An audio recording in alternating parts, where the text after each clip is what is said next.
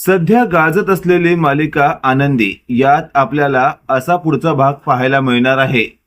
नालायक विद्याधरचा खरा चेहरा आता सगळ्यांसमोर उघड झालेला असतो। त्यानंतर पृथ्वीही खूप चिडलेला असतो। तो म्हणत असतो, काका म्हणायच्या लायकीचा नाही असतो। आज तर चक्क आनंदीला जीव घेऊन तिला बहुतेक तू या देशाबाहेर विकण्याचा प्रयत्न करणार होतास। हे वाक्य ऐकल्यावर विद्याधर म्हणत असतो, गपकी रे, काही काय बोलतोस तू, आणि असे शब्द तुला बोलवतात तरी कसे। त्यावर पृथ्वी म्हणत असतो, हे बघ, एक गोष्ट लक्षात ठेव, तुझ्याच माणसांना जेव्हा बदडलं ना मी, तेव्हा त्यांच्या तोंडून सत्य बाहेर पडलंय। त्यावर विद्याधर म्हणत असतो, माझी माणसं? अरे पृथ्वी लेका, काय बोलतोस तू हे? माझी माणसं? अरे ती माझी माणसं नाहीयेत, ती या निंबाळकरची माणसं आहेत, युगंधर निंबाळकरची, जी माझ्या विरोधात त्यांनी पेरलेली आहेत। हे वाक्य ऐकल्यावर पृथ्वी म्हणत असतो, काका, मी आतापर्यंत तुझं प्रत्येक बोलणं ऐकून घेतलं, कारण माझ्या मनात युगंधर निंबाळकर विरोधात राग होता आणि त्याचाच तू प्रत्येक वेळी फायदा घेतलास। पण आज माझ्यासमोर तुझं सत्य उघड झालंय, त्यामुळे तू एकही शब्द बोलू नको।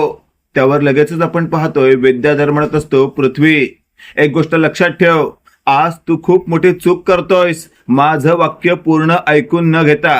हे वाक्य ऐकल्यावर मिताली म्हणत असते, पृथ्वी दादा, मला तुझं म्हणणं पटतंय, या काकापासून आपण 4 हात लांब असलेलंच बरं। तेवढ्यात विद्याधर म्हणत असतो, ए मिताली, मिताली, एक गोष्ट लक्षात ठेव, या घरात फक्त तुम्हा लोकांना मान देणारा मीच आहे, बाकी कोणी तुम्हाला या घरात मान देत नाही। आता बघा ना, परवा या घरात पूजा होणार होती आणि युगंधर निंबाळकरने तुम्हाला काहीच कळवलं नव्हतं, पण मी तुमचा काका तुम्हा दोघा तिघांना कळवतो, इकडे बोलवतो, जरा तरी विचार करा, माझं तुमच्यावर प्रेम असल्याशिवाय काय। त्यावर पृथ्वी म्हणत असतो, बस झालं, आता तुझ्या घाणेरड्या तोंडातून पुन्हा कोणतेही शब्द काढू नकोस। तेवढ्यात आपण पाहतोय आता समोर असलेली आनंदी बोलत असते, पृथ्वी, पृथ्वी, आता तूही शांत हो, नको त्या नालायकाच्या नादी लागू, तो कसा आहे हे आम्हाला चांगलंच माहिती आहे। जेवढं तू बोलशील त्याच्यावर तो आणखी 2 शब्द बोलणारच, कारण त्याच्यामध्ये ती घाणेरडी वृत्ती आहे। हे वाक्य ऐकल्यावर आता थेट विद्याधर म्हणत असतो, ए आंधळे, एक गोष्ट लक्षात ठेव, माझ्याच या घरात माझी लाज काढतेस काय? थांब, आताच्या आता तुझ्या कंबरट्यात लातच घालतो। हे वाक्य ऐकल्यावर पृथ्वी म्हणत असतो, काय कंबरट्यात लात घालणार तू, तेही आमच्याच समोर? आणि अशातच आता पृथ्वीच्या बाजूला असलेल्या आनंदीने पृथ्वीला थांबवत म्हटलेलं असतं, थांब। आणि अशातच आनंदीने चपलेने विद्याधरचं थोबाड फोडलेलं असतं। एका क्षणात सगळेच हादरलेले असतात, कारण जे आजपर्यंत कोणीच करू शकलेलं नसतं ते आनंदीने केलेलं असतं। आणि अशातच आता थेट विद्याधरची बायको म्हणत असते, आनंदी, अगं आनंदी, काय करतेस तू हे? विद्याधरच्या बायकोला काडीचीही किंमत न देता आनंदीने जसं काही इग्नोर केलेलं असतं। आणि त्यानंतर आनंदी म्हणत असते, विद्याधर, एक गोष्ट लक्षात ठेव, मला कधी वाटलं नव्हतं मी तुझ्यासारख्या नालायकाशी बोलीन आणि तुझ्यासारख्या नालायकाला अशी चपलेने बदळीन, पण शेवटी अशी परिस्थिती तूच निर्माण केलीस आणि या सगळ्याला तूच कारणीभूत आहेस। अशातच आपण पाहतोय आता पृथ्वी म्हणत असतो, आनंदी, आनंदी, तू काही चुकीचं करत नाहीयेस, या नालायक काकाला आज त्याची योग्य ती शिक्षा दाखवून देत आहेस आणि यासाठी मी देखील तुझी साथ देतो। आणि अशातच आपण पाहतोय पृथ्वीने तीच चप्पल घेतलेली असते आणि या विद्याधरला बदडलेलं असतं। विद्याधर म्हणत असतो, अरे जरा तरी लाज वाटू द्या, याच अंगा खांद्यावर खेळलात ना तुम्ही आणि माझ्यावर चपलेचा वर्षाव करताय। त्यावर पृथ्वी म्हणत असतो, हो, कारण तू असा कधी वागशील वाटलं नव्हतं। इकडे आपण पाहतोय आता युगंधर एकदमच शांत असतो। आज घरात जे काही चाललेलं असतं ते एवढ्या वर्षात कधीच असं घडलेलं नसल्यामुळे युगंधरला वाटत असतं की नव्या क्रांतीची मशाल बाहेर पडत आहे। आणि अशातच आता युगंधर म्हणत असतो, शिल्पाताई, जा की काही चाय नाश्ता बनव। हे वाक्य ऐकल्यावर आता सगळेच अवाक होतात। आणि अशातच आता शिल्पा म्हणत असते, युगंधर, काय बोलतोयस तू हे? घरात महाभारत सुरू आहे आणि तू चहा नाश्त्याची गोष्ट करतोयस? त्यावर युगंधर म्हणत असतो, हो, कारण काहीतरी मनोरंजन हवंय ना. आपण ज्या वेळेला एखादा चित्रपट पाहतो त्यावेळेला आपण नुसताच चित्रपट पाहत नसतो, तर त्यावेळेला आपण पॉपकॉर्न, कोल्ड्रिंक असं काही घेऊन आपलं स्वतःचं मनोरंजन करत असतो. तसंच आता इथं जे काही चाललंय त्याचं मनोरंजन म्हणून मला हे सगळं खाऊसं वाटतंय. काय पोरांनो, तुम्हाला असलं काही खाऊसं वाटतंय की नाही? हे सगळं ऐकल्यावर आता थेट प्रांजळ म्हणत असतो, हो हे युनिकच आहे. आणि अशातच आता युगंधर म्हणत असतो, पण एका गोष्टीची काळजी घेतली पाहिजे. इथे आपण सगळ्यांनीच खायचं आहे, पण एका व्यक्तीला, एका कुत्र्याला मात्र ते दाखवत खायचं आहे. हे वाक्य ऐकल्यावर मात्र आता तिथे असलेल्या सगळ्यांनाच कळून चुकलेलं असतं. युगंधरने शेवटी नाव न घेता कुत्रा या विद्याधरलाच म्हटलेलं आहे. आणि विद्याधरला जेव्हा हे कळतं त्याच वेळेला विद्याधर म्हणत असतो, वा वा वा दादा, आज तर तू माझी पक्की लायकी काढायचं ठरवलंयस. आज तू मला सगळ्या मुलांसमोर, घरातल्या मोठ्या लहानांसमोर चक्क मला कुत्रा म्हणतोयस तू. पण तू विसरतोयस, हा कुत्रा चावणारा कुत्रा आहे, भुंकणारा नाही. त्यावर लगेचच आता पृथ्वीच्या बाजूला असलेली आनंदी म्हणत असते, अच्छा तू चावणारा कुत्रा आहेस, चावून दाखवस तू आता. नाही तुझे एक एक दात ठेचून काढले तर नावाची आनंदी युगंधर निंबाळकर नाही मी. हे वाक्य ऐकल्यावर सगळेच अवाक झालेले असतात आणि युगंधर निंबाळकरला सुद्धा एकदमच आता शहारी भरलेली असते. तेवढ्यात आपण पाहतोय शिल्पा एकदम वेगळ्याच नजरेने आनंदीला पाहते. आणि तेवढ्यात आपण पाहतोय आता तिथे असलेले पृथ्वी, प्रांजळ आणि मिताली आनंदीला आपल्या आईसारखं पाहत असतात आणि त्यांना जणू आपल्या आईचा भास झालेला असतो. आज आनंदी थेट जे काही बोलून गेलेले असते ते युगंधरलाही खूप आतून सुखदायक वाटत असतं. आणि अशातच आता विद्याधर लगेचच म्हणत असतो, म्हणजे तू नक्की हायस कोण, आनंदी की समिधा बहिणी? हे वाक्य ऐकल्यावर आता थेट तिथे असलेला पृथ्वी म्हणत असतो, तुला त्याच्याशी काय घेणं देणं आहे? आम्ही तिला आता आनंदी हाक मारू किंवा आमची आई हाक मारू, आम्ही तिला आमच्या वडिलांच्या बायकोचा दर्जा देऊ, तुझ्याशी त्याचं काही घेणं देणं नाहीये. आज तुझ्या नालायकपणाचा अंत होणारच. असं म्हणत आता पृथ्वीने डॅशिंग पद्धतीने आज जात अडगळीच्या खोलीतून भला मोठा दांडका काढलेला असतो. आणि तो दांडका आता तो अजय देवगण स्टाईलने हातात चालत घेऊन येत असतो. पृथ्वीला चालत येताना असं वाटत असतं की जणू आता सिंघमच आतमध्ये एंट्री करतोय. आणि आता सिंघमचं म्युझिक वाजत असतं. आणि त्याच वेळेला विद्याधरला आता समोरून येणारा सिंघम पाहून चांगलाच घाम फुटलेला असतो. विद्याधर मागे मागे आणि हा पृथ्वी त्याच्या समोर समोर चालत असतो. शेवटी विद्याधर मागे मागे चालता भिंतीला धडकलेला असतो. आणि विद्याधर म्हणत असतो, काय करतोयस तू हे? त्यावर पृथ्वी म्हणत असतो, आज तुझा खात्मा करायचा आहे मला. आणि मी ठरवलंय तुझ्यासारखी घाण मला या घरात नकोय. माझ्या बाबांनी कसं तुला सहन केलं हेच मला कळत नाहीये. कदाचित त्यांना नाही तर मला तुला संपवायचं होतं म्हणून त्यांनी तुला आतापर्यंत सहन केलंय. हे वाक्य ऐकल्यावर आता विद्याधर म्हणत असतो, लेका काका आहे मी तुझा, सोड मला. आणि अशातच आता थेट पृथ्वी म्हणत असतो, नाही तू काका नाहीयेस, तू महापाप आहेस, आता तर मी तुला संपवणारच. आणि अशातच आता विद्याधरच्या डोक्यात भला मोठा दांडका पृथ्वी घालणारच असतो. तेवढ्यात पृथ्वीला आनंदीने जोरात ओरडून थांबवलेलं असतं. आनंदी म्हणत असते, पृथ्वी थांब, हे असं काही करायचं नाहीये तुला. हे वाक्य ऐकल्यावर पृथ्वीचा दांडका आता त्या विद्याधरच्या डोक्यापासून भारीत 1 इंच अंतराच्या लांबीवर असतो.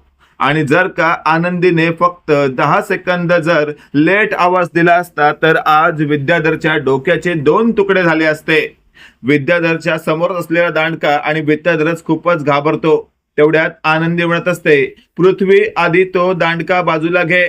पृथ्वी म्हणत असतो, आनंदी आज मला तू अडवू नको, आज या राक्षसाचा मला अंतच करायचा आहे. तेवढ्यात आनंदी म्हणत असते, पृथ्वी या राक्षसाचा अंत करण्यासाठी कायदा नावाची गोष्ट आहे आणि आपण कायद्यापेक्षा मोठे नाही आणि कायदा आपण हातात घ्यायचा नाही. जे काही व्हायचं आहे ते कायद्याने होऊ दे. हे सगळं ऐकल्यावर मात्र आता विद्याधरला खूपच हायसं वाटलेलं असतं. स्वतःचा जीव वाचतोय हेच त्याच्यासाठी खूप महत्वाचं असतं आणि लगेचच आता खालच्या कडेकडेने तो तिथून बाहेर पळण्याचा प्रयत्न करत असतो. त्याच वेळी दारात आलेल्या आबांनी विद्याधरचं गचांड धरलेलं असतं आणि त्याला तिथेच 2 पंच दिलेले असतात. आबा म्हणत असतात, नालायका नालायका, तू सुधारण्यातला नाहीयेस, म्हणूनच मी पोलिसात तक्रार करून तुझ्या विरोधात आज अशी काही कंप्लेंट केली आहे ना की उभ्या आयुष्यात पुन्हा कधी तू आमच्या आनंदीच्या नादी लागणार नाही. आणि तेवढ्यात आपण पाहतोय मागे असलेले पोलीस आणि विद्याधरची उडालेली असती घाबरगुंडी. विद्याधर म्हणत असतो, मी काय नाही केलंय. आणि अशातच आता अचानकपणे तिथे युगंधर निंबाळकर स्टाईलमध्ये उभे असतात आणि पोलीस म्हणत असतात, मालक साहेब तुम्ही. त्यावर मालक साहेब म्हणत असताय, चुकताय का तुम्ही, मी तुमच्या पोलीस स्टेशनला आलो नाहीये, तुम्ही माझ्या घराजवळ आला आहात, मग मी तुम्हाला इथेच सापडणार ना. त्यावर लगेचच आता पोलीस म्हणत असतात, हो हो. त्यावर युगंधर म्हणत असतो, आत्ताच्या आत्ता या घाणीला आमच्या इथून घेऊन जा आणि जी काय तुम्हाला शिक्षा द्यायची आहे ती तुम्ही कायद्याच्या चौकटीत राहून द्या. आता मालक साहेबांच्या भावाला हात लावायचा म्हणजे मामूली गोष्ट नाहीये, पण स्वतः मालक साहेब म्हणत असल्यामुळे आता तिथे असलेल्या पोलिसांना अजिबातच काय वाटत नसतं आणि त्यांनी लगेचच विद्याधरला 2 फटके देत त्याच्या हातात बेड्या ठोकलेल्या असतात आणि त्याला तिथून फरफटत आपल्या छोट्याशा गाडीमध्ये भरून तिथून पोलीस स्टेशनला नेलेलं असतं. विद्याधर मध्येच जाताना बडबडत असतो, अरे मला सोडा, त्या युगंधर निंबाळकरचं काय ऐकताय तुम्ही, त्याला हलक्यात घ्या तुम्ही, तुम्हाला माहिती नाहीये त्याच्यापेक्षा मोठा पैसेवाला मी आहे. माझ्याकडे 4 कंपन्या होत्या पण मी त्या विकल्या, सगळा पैसा आहे माझ्याकडे, पण त्या युगंधर निंबाळकरने विकल्या नसल्यामुळे तुम्हाला त्याचा तामझाम मोठा वाटतो. उद्या जर मी काही तुमच्या विरोधात करण्याचा प्रयत्न केला ना इन्स्पेक्टर, तर खूप भारी पडेल तुम्हाला, सोडा मला. आता युगंधर निंबाळकरने सांगितल्यामुळे विद्याधरला त्या पोलिसांनी चांगलंच बदडत आतमध्ये टाकलेलं असतं. पण युगंधर निंबाळकरचा हा भाव नालायकपणाची हद्द पार करत असतो आणि त्यातच या पोलिसांना रात्रभर वैताग आलेला असतो. शेवटी दोन्ही हात बांधून याला चांगलं बर्फाच्या लादीवर झोपून चांगलेच फटके देऊन त्याला सुजवलेलं असतं. इकडे आपण पाहतोय आता मालक साहेबांच्या बंगल्यात वातावरण अगदीच वेगळं असतं. तिथे आता मिताली, प्रांजल आणि पृथ्वी आनंदी समोर उभे राहून हात जोडत असतात. पण आनंदी आता त्या तिघांसमोर उभी न राहता थेट आबांना भेटायला जाते. आबांच्या समोर आलेली आनंदी म्हणत असते, आबा आबा मला माफ करा. त्यावर आबा म्हणत असतात, माफ करा, काय बोलतेस तू बाळा, अगं पण एक चूक झालीये तुझ्याकडून, तुला आम्हाला न सांगता जाण्याची काय गरज वाटली, तू काय आमच्यावर ओझं होणार आहेस का. एक गोष्ट लक्षात ठेव, तू आमच्यावर कधीच ओझं होऊ शकत नाही, उलट तू आमचा आधार आहेस. असं तसं बोलून आता तिथे आबांनी आपल्या मुलीचं म्हणजेच नातीचं मन जिंकलेलं असतं. आणि अशातच आपण पाहतोय आबा म्हणत असतात, आनंदी आनंदी, तू तुझे असलेले कपडे सगळे एकत्र कर, आता तुला पुन्हा आपल्या त्याच घरात यायचं आहे. हे वाक्य ऐकल्यावर आता पृथ्वी स्वतःशी बोलत असतो, म्हणजे आबा आता या वेळेला आनंदीला आपल्या इथे ठेवणार नाहीयेत तर, आनंदीला पुन्हा तिच्या हक्काच्या घरी नेतायत तर. आणि अशातच आता थेट आनंदी म्हणत असते, नाही आबा, मी एकदा त्या घरातून निघाले लग्न होऊन तर पुन्हा त्या घरात कसं काय पाऊल ठेवू शकते. त्यावर आबा म्हणत असतात, लेकी ते घर सुद्धा तुझंच आहे, त्यामुळे तू अजिबातच मनाला वाईट वाटून घेऊ नको, चल तू, मी आहे तुझ्या बरोबर. हे वाक्य ऐकल्यावर मागून आरती सुद्धा आलेली असते. ती म्हणत असते, होय आनंदी, आबा जे काही बोलतायत ते अगदीच चुकीचं नाहीये, मी तुला त्या धर्मशाळेत सुद्धा समजवण्याचा प्रयत्न केलाय, तू आमचा आधार आहेस, आमच्यावर ओझं नाहीयेस, आणि तरीही तू इथे जर आडेवेडे घेणार असशील तर मात्र तुला मी तुझी ताई असल्याचा दणका दाखवावा लागेल. हे वाक्य ऐकल्यावर आनंदी म्हणत असते, आरतीताई, तू माझी ताईच आहेस, तू मला काहीही बोललीस तरी मला काय वाईट नाही वाटणार. अगं पण आरतीताई, या घरातून मला कमी प्रेम मिळतंय का. हे वाक्य ऐकल्यावर आता थेट आरती म्हणत असते, म्हणजे तुला नेमकं म्हणायचं काय आहे, आम्हाला दिसत नाही का. हे वाक्य ऐकल्यावर पृथ्वी लगेचच म्हणत असतो, आरती जरा शांत हो. आनंदी, आतापर्यंत आम्ही तुला मान नाही दिला असेल, पण आम्हाला आता कळून चुकलंय आमच्याकडनं नेमकी काय चूक होत आहे ते. हे वाक्य ऐकल्यावर आनंदी आता थेट पृथ्वीच्या येणाऱ्या आवाजाच्या दिशेने पाहत असते आणि आनंदीला कळून चुकतं की आता पृथ्वीचा सॉफ्टनेस वाढतोय. आणि अशातच आता आनंदी म्हणत असते म्हणजे तेवढ्यात मिताली पुढे येते आणि म्हणत असते, दादा थांब, मी बोलते काय बोलायचं ते. आणि अशातच आता मितालीने आनंदीचा हात धरलेला असतो आणि मिताली म्हणत असते, आनंदी आनंदी तुला आठवतंय एकदा तू मालपोहे बनवले होतेस आणि ते मालपोहे आमची आई बनवते अगदी तसेच झाले होते. दादाने तुला म्हटलं सुद्धा होता की आनंदी खरंच काय मालपोहे बनवलेस तू, असे मालपोहे आम्ही फक्त आमच्या आईने बनवलेले असतानाच खाल्ले होते. हे सगळं ऐकल्यावर आनंदी म्हणत असते, मला कळत नाहीये नेमकं काय म्हणायचंय तुम्हाला. त्यावेळेला प्रांजल म्हणत असतो, या मितालीला असं म्हणायचं आहे की तुझ्यात आम्हाला आमची आई दिसते. हे सगळं ऐकल्यावर आता शिल्पा, युगंधर आणि घरातले मायवी सगळे या प्रांजलकडे पाहत असतात. जणू आता प्रांजल, मिताली आणि पृथ्वीने आनंदीला जणू आई म्हणूनच स्वीकारलेला आहे. फक्त त्या तिघांना थोडा वेळ हवा आहे सगळं काही क्लिअर करण्यासाठी.